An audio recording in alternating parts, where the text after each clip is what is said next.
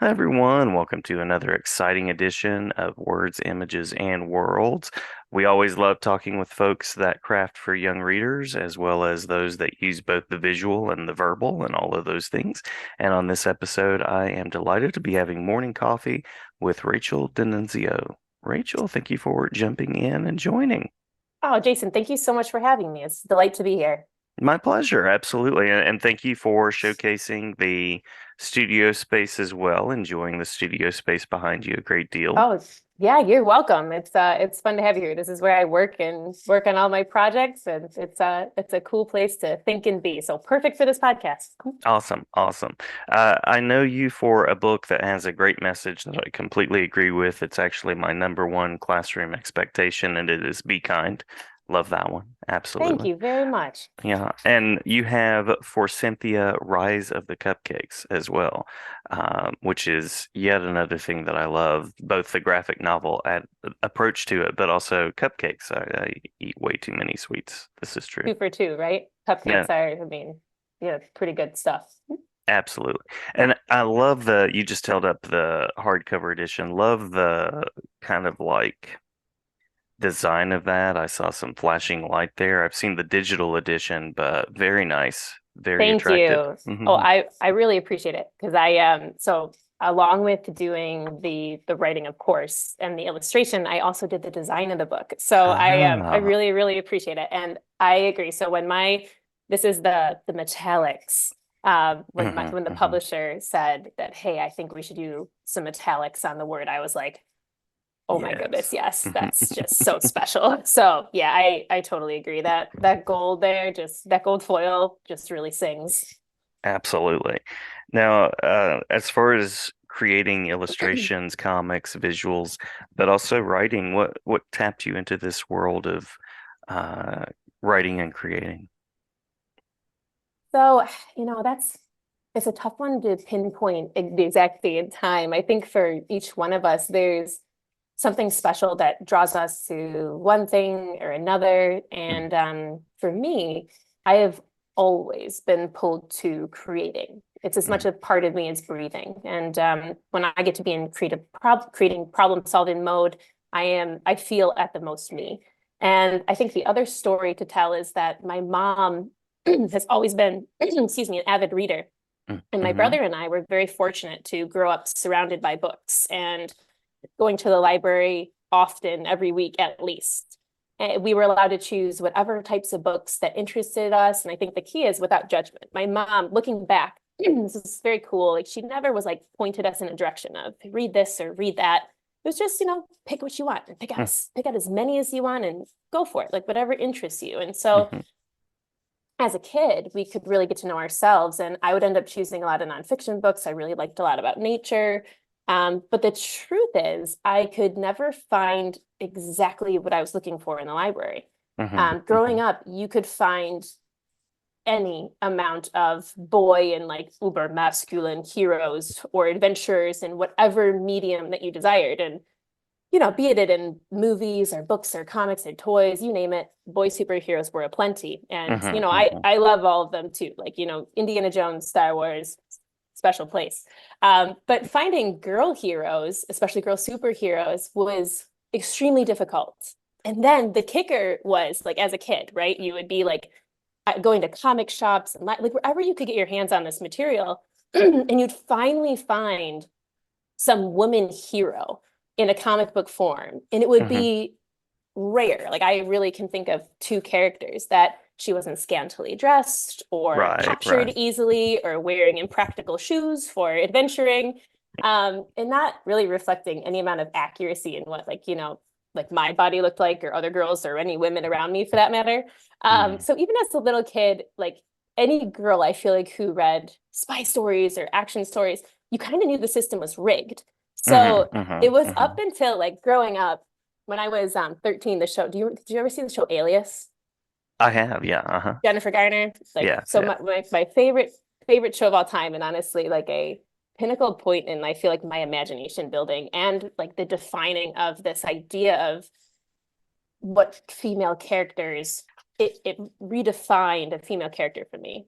Mm-hmm. And up until that point, my adventure stories would exist in my imagination, and I would make my own stories. And as I grew, I started writing bits of stories here and there, the things that would play in my head. And eventually, much down the line, I realized through the help of my wonderful agent that I needed to put this side of me into action. And that's how the Mhm. Forsynthia stories came to life. And I'm a firm believer that stories with strong female leads should be something that girls and boys and everybody, kids of today, should be able to Mhm. just pull off the shelf in plenty.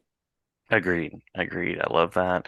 That sort of answers a little bit of the second question of the kinds of stories that you're drawn to tell, but I also know there's a good deal of imagination that goes into what you create, and there's a good deal of sort of the fantasy pieces. So curious about any other ingredients that are in the mix.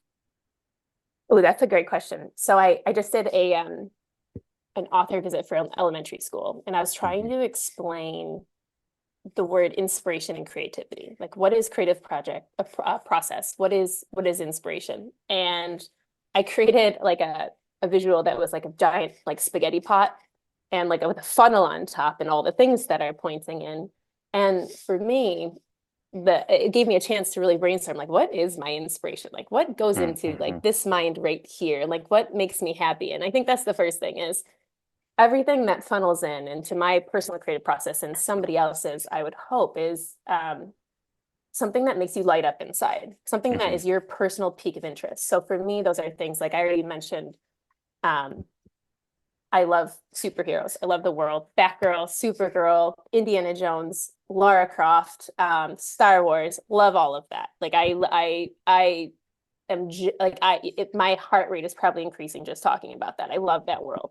I also love the world of like anything to do with like spies and espionage, hence Alias and the wonderful Jennifer Garner's portrayal of Sydney Bristow. And Mhm. in that Mhm. world as well, you get the gadgets. I love gadgets. I've been fascinated with anything to do with like a device that's in your pocket that can looks like one thing and is actually another. Or and if you read Forsynthia, there's all kinds of hidden doors and gadgets and magical items. And there will be things like it's on my list to write a lock picking scene because I'm fascinated with locks and how they Mhm. work Mhm. and the puzzle of them. All of these things. I mean, you can tell, like, I love them.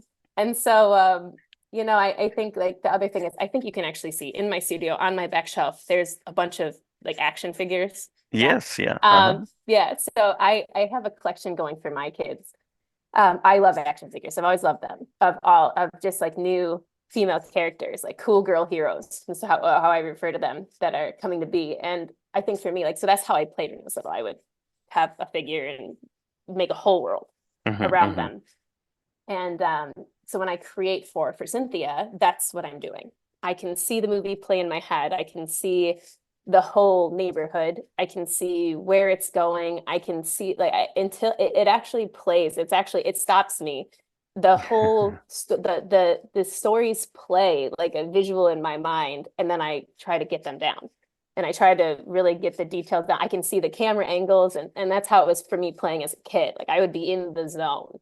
Mhm. Um, and so that's those are the things that inspired me, and that's what makes it just a joy to write. Cool, very cool. And I love that you have sort of this list that includes like lock picking and other things that you want to include in your books. I love that. Oh yeah. Yeah. Sort of the bucket list of authoring. I love it. Oh, I love absolutely. it. Absolutely. Well, curious, you mentioned school visits there. So I'm curious about the ways you've had the chance to connect with readers and anything that you would want to share about sort of that side of your creating. And I'm a big fan of advocating for school visits because it's great for kids to see authors, creators that are actual real people that they can sort of aspire to and be like. So curious about that. I'm totally with you. Being able to go into school, so writing and creating affords me the most wonderful ability to do that, to be able to get into schools and have an audience of, 500 plus kids and talk to them. And I'm very aware of of that presence, and that I like, what do you say? Right. So first of all, I mean, this goes into like crafting for young kids, and that it's the best thing ever in the world to Mm-hmm. create for kids. It really is. It's I could imagine no better audience. But they're also the most captive audience. Mm-hmm. And you have roughly 3.5 seconds to get their attention at all given time, right? Right. And or they're just like, peace out, Girl Scout. Mm-hmm. And Mm-hmm. so it's one of those things that, you're sitting there prepping for an author visit, and like, what do you say? And so I always set out to to promote kindness and empathy, number one. And if I can, before I go, I kind of psych myself into these kind of larger presentations by, if I can reach one kid and inspire them to do something creative, I win, right? In an audience of however many kids, I'm looking to inspire. If I get one, I'm great. Mm-hmm. Um, and so I try to do as many of these as possible. So to really answer your first question, author visits are my favorite, beyond favorite part of this job. And I will also say, if you ever like, I don't know if there's, when you walk out of an author visit, the energy, like the positive energy and like the love and the creativity and the excitement that you get from being around all the kids is just like, you are walking on the highest level, Mm-hmm. getting out of there. Like, there is no better room of just pure, it's just pure love, honestly. They're the coolest group. And so when I get into schools, I aim to, anyways, go back to that initial concept. Like, what are you going to say, right? What are you going to say to these kids that's going to actually captivate them? So I always look to give them what I wish I had more of, which is like the truth to the creative process. Because as a creative person, even as a kid, or at any level, really, you are able to create where your capabilities are here. But Mm-hmm. sometimes you want to go way beyond, right? You can draw, but you want to make the book. Like, how do you do that? And you're always looking for the how. And so I try to always let kids know the how and the reality of the situation. And I also start with things like my picture in kindergarten and my drawings in kindergarten. And I show them my artwork as it grew throughout. And I tell them about going to college. And I was so lucky to go to an art school, RIT, where I actually teach now, which is really cool. And I like it being and surround the importance of surrounding yourself with creative people. And then I go through the process of a book, and then we read the book and we talk about the fun stuff. And I think that's the other thing, like that, the subject matter matches my presentation always when I talk to kids, and that I aim for fun and joyful and adventure and kindness and empathy. So if I'm Mm-hmm. hitting those points, then we're going to be good all around, and it's going to encompass the book and the visit. And so in a visit, that's essentially what we're doing. And again, best ever. And I hope to be doing so many more to be talking about this book. Awesome, awesome. Well, uh, any final details, glimpses, anything you'd like to share about Forsynthia, what's next for you? And if I'm a teacher out there who wants to connect and see about school visits, or if I'm a reader out there, a student reader or adult reader, you could have a range with comics and graphic novels. Um, any ways that folks can connect with you sort of online or in person, things like that? Absolutely. Thank you so much for asking that. So first and foremost, for anybody who does want to connect with me, more than welcome to. I love an open dialogue. I love talking to parents, teachers, kids. I love when kids send me artwork, like for their visions of graphic novels or their drawings of like Forsynthia, or for this book, Forsynthia Rise of the Cupcakes. It's all about cupcakes that turn into monsters. And so Hmm. kids have been drawing like monster cupcakes left and right and sending me their designs for like crazy, super funny monster cupcakes. Like, nothing brings, like, there's no bigger compliment than, you know, seeing those things and hearing the kid talking. It's called Cupcake Topian in the book, the cupcake language. Hearing a kid talk in the language that like I made up and I was like crying laughing as I was writing this. And then seeing a kid feel the same thing, nothing's better. So anyways, if anybody wants to reach out, I'm open. One of the easiest ways to find me is on Instagram at Rachel DiNunzio, or Facebook. You can DM me anytime. You can message me at any time. You can also shoot me an email, rachel@studioradish.com. That's available. If you missed that link, just check out racheldinunzio.com. You'll find all my information. I am there. The information on author visits is there. And I will tell anyone who's curious. So coming down the pipeline, we just launched book 1, right? And book 2 is coming out this fall.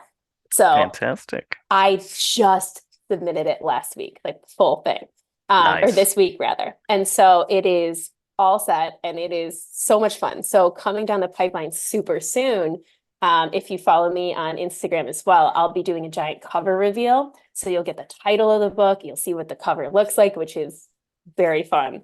And there's also a book trailer coming out for book number 2. All I'm going to say is turn the volume up because the soundtrack for it is epic. It's pretty fun. Nice. Well, we love a series book too, so glad to hear that there are more on the way and that readers can dive into that. And Rachel, thank you so much for the time. I'm glad to have you back anytime to talk about the series or other projects or creating in general. Jason, thank you so much for having me. This has been an absolute pleasure. I really, really appreciate it. Absolutely. As I said, anytime. Thanks so Thank much. you.